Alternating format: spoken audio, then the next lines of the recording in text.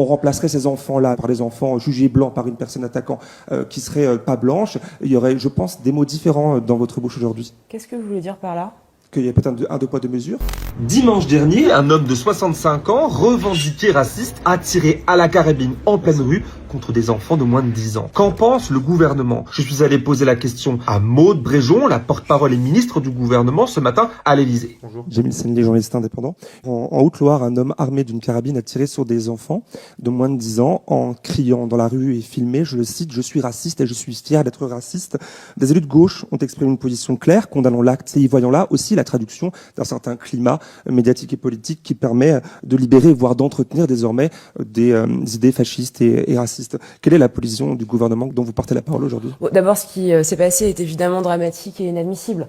Maintenant, je laisse l'enquête se faire. Ce sera aux enquêteurs de faire toute la lumière sur ce qui s'est passé. Et nous avons, depuis le début, montré qu'on luttait contre toute forme de discrimination. Nous le rappelons, voilà, là encore régulièrement, mais je n'ai pas de commentaire particulier à faire sur l'enquête du fait que vous formulez. Vous n'avez pas vu la vidéo où le monsieur dit clairement être raciste et le revendique? Je n'ai pas vu la vidéo, mais ça ne change pas. Parce que c'est un... Pardonnez-moi, chacun pose ses questions, je prends le temps de répondre.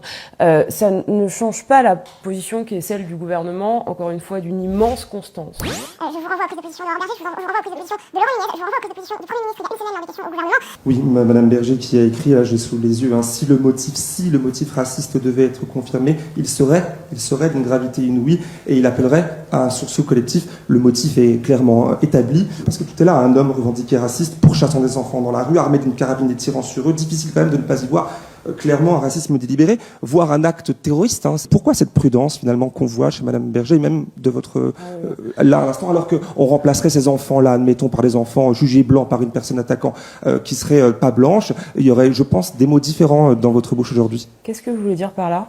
Qu'il y a peut-être un deux poids deux mesures.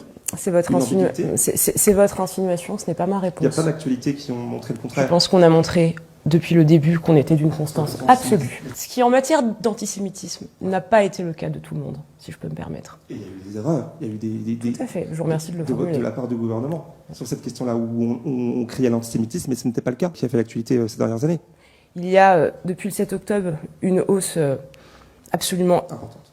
Gigantesque des cas d'antisémitisme, absolument intolérable. Et de l'instrumentalisation je ne comprends pas qu'on puisse nous reprocher aujourd'hui, en 2026, de lutter contre l'antisémitisme, en fait, comme contre toutes les formes de discrimination. Est-ce que vous avez d'autres questions?